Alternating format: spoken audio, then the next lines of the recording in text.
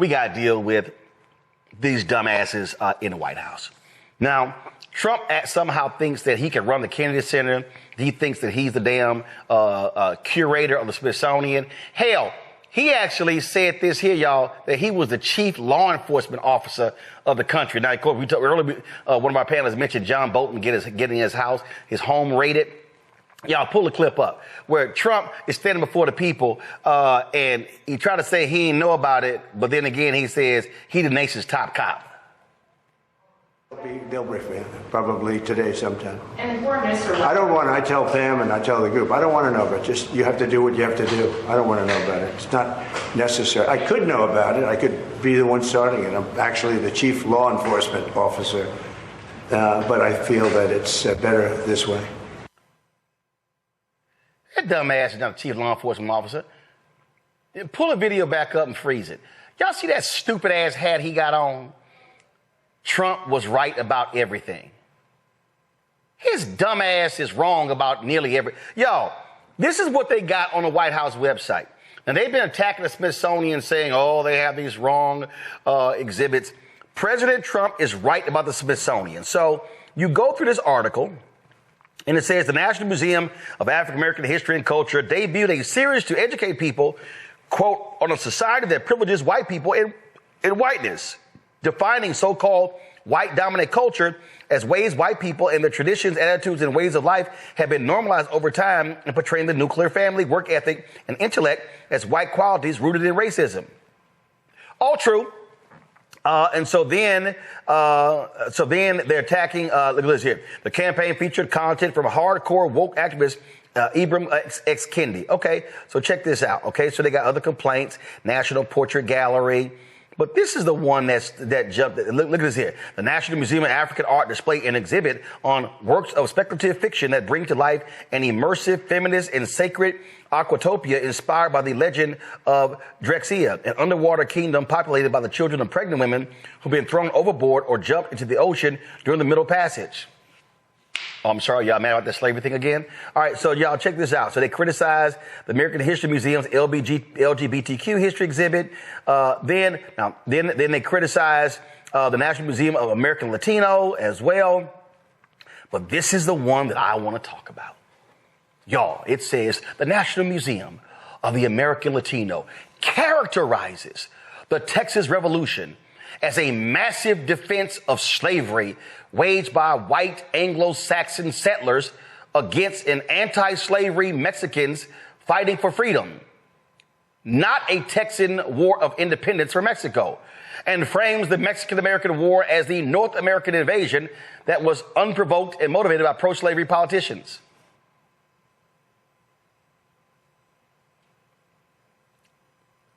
That's true. Y'all, when we talk about his story and history, his story means white man's his story. See, I'm born and raised in Houston, and every student in Texas in the 7th grade is required to learn Texas history. Now, y'all understand, the book is about that thick. I'm not lying. About that thick. So, growing up, remember the Alamo!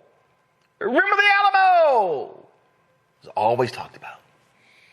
And Davy Crockett and the others, they were portrayed as these righteous men who were fighting those Mexican savages. And these righteous men were standing up on behalf of Texas. And then we had the great Sam Houston and the great Stephen F. Austin and Milam and all of these characters, and how they were just these fine, upstanding men who wanted to free Texas from the shackles of the decrepit and the evil and the savage Mexicans. Except they left out a couple of things. Remember when I called out the History Channel, that bullshit docuseries, where they talked about Texas independence?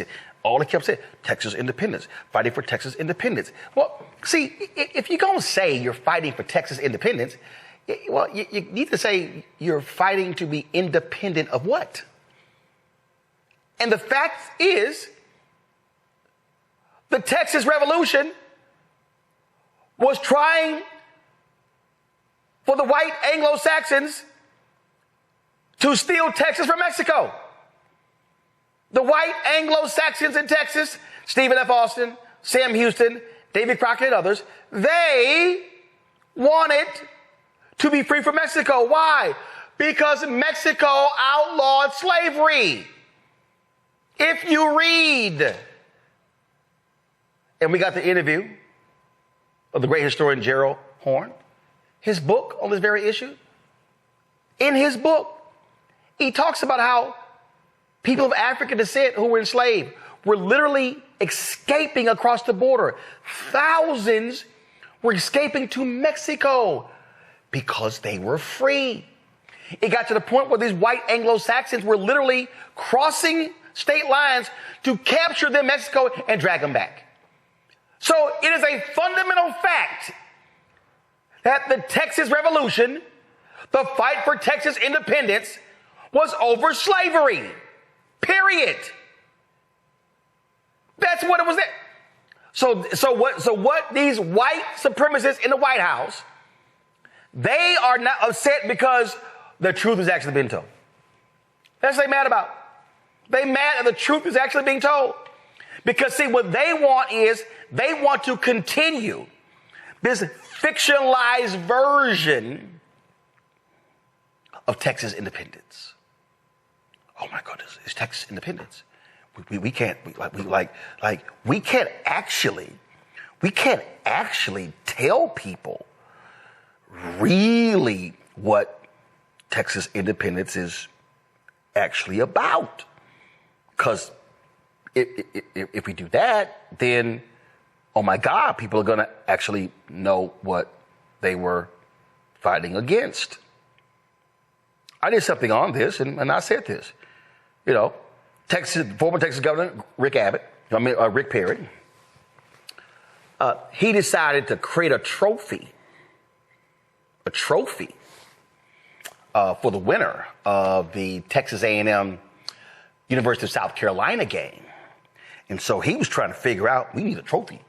Let's get a trophy. So what can we do if we create this trophy? So he was like, hey, let's create the Bonham Trophy. Oh my God, it's the Bonham Trophy. So if we create the Bonham Trophy, then that'll be the thing that we can award to the winner. And so they decided to say, yeah, we need the Bonham Trophy. That's what we need. And so y'all, give me 1 second. So this here is a photo of the Bonham Trophy. And so this is the trophy that the winner of the annual Texas A&M South Carolina game receives. Ooh, that's a great, look at this here. We got this man, he's on a horse and he's holding a gun and oh my goodness, and he's holding it up. Only problem is, who's Bonham? Who's Bonham? This is a Sports Illustrated story. And, the Bonham Trophy is named and modeled after Alamo battle hero James Bonham. It was commissioned in 2013 by former Texas Governor Rick Perry and then South Carolina Governor Nikki Haley. So Nikki Haley and Rick Perry commissioned a Confederate statue because the Alamo was a battle with the Mexican army, Santa Anna, because of slavery. Now y'all see what these white supremacists are trying to do. They are angry. Trump and Matt, they hate history because they believe in his story. And that is a fundamental problem. And what they are going to try to do, Michael, is they are going to spend the next 3.5 years desperately trying to rewrite history. We're going to see a farce of history next year when the United States celebrates its 250th anniversary. They're going to be promoting lies. I'm not calling them falsehoods or mischaracterizations. I'm calling them lies. And them attacking this premise right here shows you how much of a liar Donald Trump and these idiots in his administration really are. Yeah, absolutely, Roland. And this is, and just so people understand to connect the dots, this is a continuation of what Trump did in the first administration, except it's even worse now. Because remember, in his first administration, he attacked the 1619 Project. He created the 1776 Project. He brought together those historians to create that. And he also signed that memo that banned critical race theory in training for federal employees. That was September 2020. That's what really kicked off that anti-critical race theory movement. But what you're saying is spot on. And I read the piece from The Independent that talks about this. Trump advisor leading Smithsonian review says D.C. museums place overemphasis on slavery. And they talk about the Texas Revolution here in this piece. And they cite the Texas Historical Association. And they say the Texas Historical Association considers slavery, which formed a key part of the then frontier territory's early economy, quote, an underlying cause of the struggle, end quote, with Mexico, which was pushing to abolish slavery at the time. And Mexico actually abolished slavery in 1829. So when they set up the Alamo, they set up that settlement, the U.S. had slaves in violation of Mexican law, and they were fighting to preserve that. Now, what was lost on a lot of people, because when I was a little kid, I saw the movie The Alamo with John Wayne, and, they portrayed Davy Crockett and things like that, and Jim Bowie. They really didn't talk about that in that movie. Okay, no, they were fighting to preserve slavery. So this is the nonsense. This is the white supremacists, white nationalists, white Christian nationalism that they're pushing, and they attack history. Okay, they're attacking history at the same time attacking voting rights. Because if we can limit your understanding of the past and restrict your ability to vote in the present, then we can control the laws and policies of the future. This is exactly what they're doing. This is why your show is so important, to educate people and fight against this nonsense.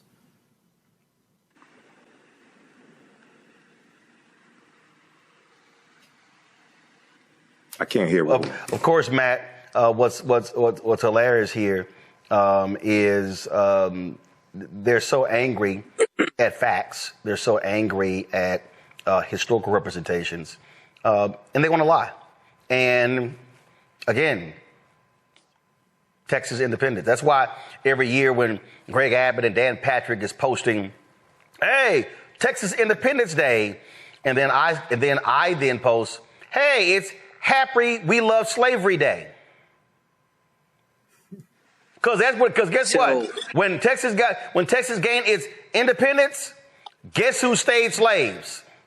Not the white people. Hello. Yeah, and it's deeper than that. I mean, obviously, you and I are both native Texans. We both took that 7th grade history class. I think your text for that class was on papyrus. Might not have been bound. Mine was in a book, but that's just because we're different. No, actually, mine was in a book, but yours probably had more pictures. Maybe so. Because my class, when I was in the 7th grade, we could actually read. But go right ahead. I don't know. I don't know how long it takes to make a tablet with a hand. Yeah, go right ahead. Nice try. Nice try. Go on, Mr. Pictorial. So I live about an hour from Goliad, right? And I grew up in Austin, named after Stephen F. Austin, down the road from San Antonio. I've probably been to the Alamo 30 times, on field trips and all that kind of stuff. And I think one of the things that people need to realize is in Texas, mythology is huge, right? So it's not only that this is not the true history, but a core tenet of Texas culture is lionizing these people and lying about what they did and the real motivations of what they did. And one thing I wanted to add to Michael's point that people don't realize is Spain actually abolished slavery in Mexico, right? And then in 1829, like he said, Mexico abolished slavery, but it actually separated Coahuila y Tejas, which was what became the state of Texas. And Stephen F. Austin and his compatriots thanked the Mexican president for carving out for Texas its ability to maintain slavery. So that shows you that slavery was a fundamental issue.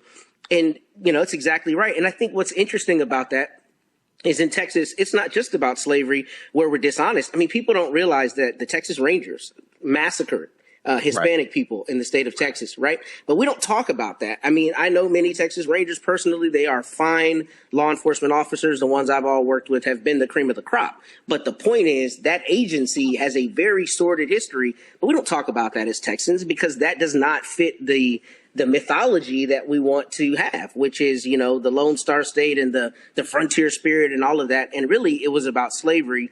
And I think you're exactly right to call it out. It's so important to call it out, especially because what we're seeing is people try to make tantamount to their culture or their right to have, some connection to their history, this idea that the actual history that's inimical to that is dishonest, when we know that the truth is slavery is the reason that they wanted Texas independence. And slavery is the reason Texas was the last bastion of the Confederacy, because that's what they wanted. They wanted slaves, but that doesn't fit into our mythology here in the state of Texas. And that's why people overlook it. And, it's back to the same conversation we were having earlier about the White House and the truth about crime stats. It isn't about the truth. It's about vibes. And the vibes come from telling white people that their country is being stolen. So you don't have the real conversations about what this country was then and now and what has made it what it is now, i.e. slavery and the attempt to keep it here in the state of Texas. Roland, tomorrow, Congressman Al Green, your Texas brother, is holding a celebration of national enslavement. He calls Slavery Remembrance Day. He introduced legislation, and in 2022, President Biden actually recognized the day. Of course, the legislation has never passed, and it won't pass now, given the current White House. But I'll be speaking tomorrow, and I will begin. The event is being held at the U.S. Capitol. The beginning of my talk is there will be no U.S. Capitol where enslaved people. Not only will there be no capital, there will be no cotton, no rice, no bond market. But see, this is, to piggyback on what Brother Man just said, it's an inconvenient truth for folks to acknowledge the foundational contribution that enslaved people have made to this country. They want to paint us as dependents, but actually we're philanthropists. We have given more to this country than we would ever get. And so from that perspective, we have to call the lies again and again and again. This country would be half a country because some Europeans would have come over from the other side, the western part of the country, or the Spanish would have come through California and conquered. So were it not for enslavement, there would be no United States of America. And that's what makes the likes, like the man who lives in a house that enslaved people built, that's what makes the likes of him squirm. That's what makes him become so petty to try to go through museums. I guess he doesn't have, excuse my language, but shit else to do. He's supposed to be running the economy. He's supposed to be dealing with immigration.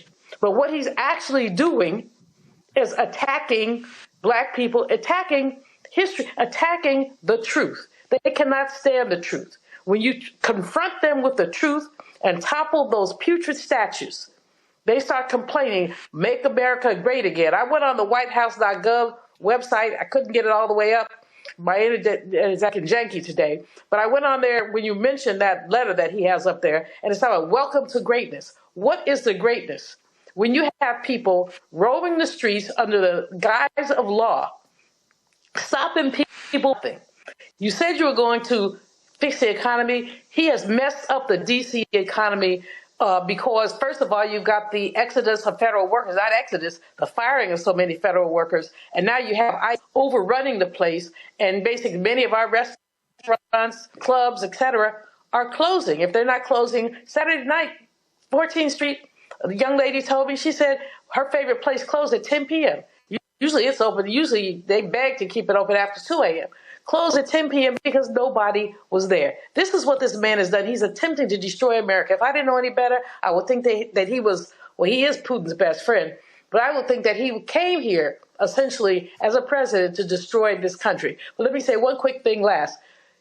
it's not just about him.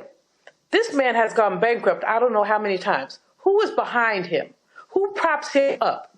These are the oligarchs who don't want to necessarily make America white again, because if America were white again, they couldn't survive. So white women didn't even know how to feed their children. No. So enslaved women showed them how to. No. They want to make America white-led again. See, they don't want and white men. Let's be real clear. They don't want black people, Latinos, Asian Americans, Native Americans, but they don't even want white women. It's real clear what their agenda is. It's real clear. And listen, national media, shame on them for Peter Hegseth retweeting his misogynistic pastor in that video where that pastor said he didn't want women voting. And national media is all silent. Questions from the panel. I'll start with Michael first. Hey, Gerald, good to see you again. Right on. All right.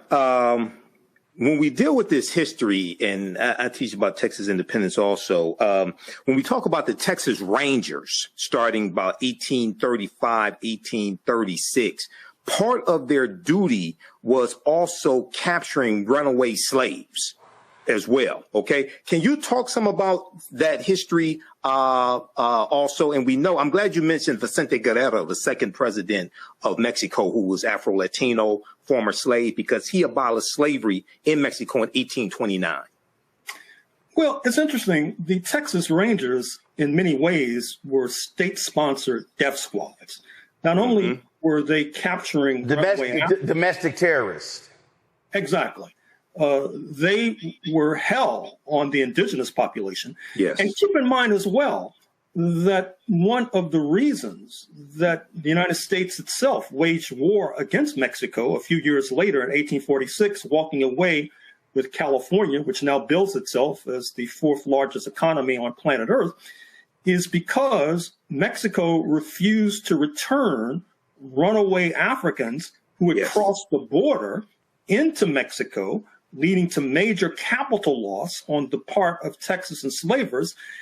It's oftentimes discussed in this country about following the North Star to freedom, which is highly appropriate. That is to say, the Africans escaping north to Canada, but thousands of Africans were escaping south into Mexico. Correct. Leads to the war against Mexico, which leads to the denuding of a good deal of Mexican territory.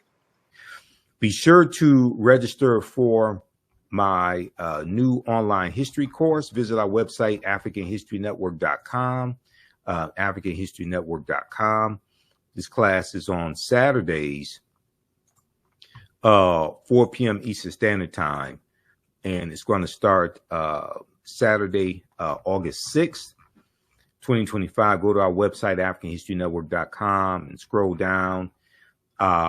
This is African empires, the Moors, and the transatlantic slave trade, 5000 BC to 1800 AD. This is a 10-week online course. We're actually going to start on Saturday, September 6th. Click right here to register. Class is on sale, $80. We do the sessions live. All the sessions are archived and recorded. You can go back and watch it anytime. And one of the things we'll talk about are various African empires, whether we talk about ancient Nubia or the Kush Empire, ancient Kemet, ancient Egypt, Great Zimbabwe, Carthage, the Nok culture. We're going Meroe, Axum. We're going through and looking at history, thousands of years of history, various African empires, and then also we'll deal with the transatlantic slave trade and how it evolved. So we'll look at history from 5000 BC through 1800 AD. You'll get 5 of my lectures in digital download format free with this. And then also be sure to download our class lesson plan here as well. Click on the download button to download our class lesson plan. And visit my website, AfricanHistoryNetwork.com. Our social media handles are here as well. And you can email me through the website. Just click on contact the African History Network. So this class is PG-13. You can use this content with your children. Also, I don't do a lot of cursing or anything like that. It's very visual. There are 80 to 100 articles that we reference in the class. We and I show you the articles on the screen. The 15 books that we reference, you don't have to buy any of the books. We show you the books we show you the pages of the books on the screen as well. And there are 200 slides in the class also. Okay. So I have a PowerPoint presentation. There are video clips that we show, excerpts of interviews I've done with some of our historians. I've been teaching this class on and off since 2017. So it has evolved immensely since then. Also, you can support the African History Network through PayPal and Cash App. We have the information right on the homepage of my website. If you scroll down, $ the AHN show through Cash App and through PayPal, paypal.me/the AHN show. This is our Cash App. Tag $ the AHN show, SHOW. When you go to it, it'll say Michael and show my picture there. Okay, these are some fake African History Network Cash App accounts that have been stealing money from us. And I put our tag right here. Here's our link to our Cash App, QR code. Okay, so you can support us there if you want to donate support us $5, $10, $15, $25, $50, $100, whatever it is. It definitely helps us keep doing the research, stay on the air, pay some of the bills, and broadcast the Sunday night show also. And here's our link for PayPal, paypal.me/the AHN show. Okay. All right. So look, we have to get out of here. Remember, at the African History Network, we focus on educating, empowering, and inspiring people of African descent throughout the diaspora and around the world, because right now it's correct your own behavior. It's not over till we win. Wakanda forever. We'll talk to you next time. Peace.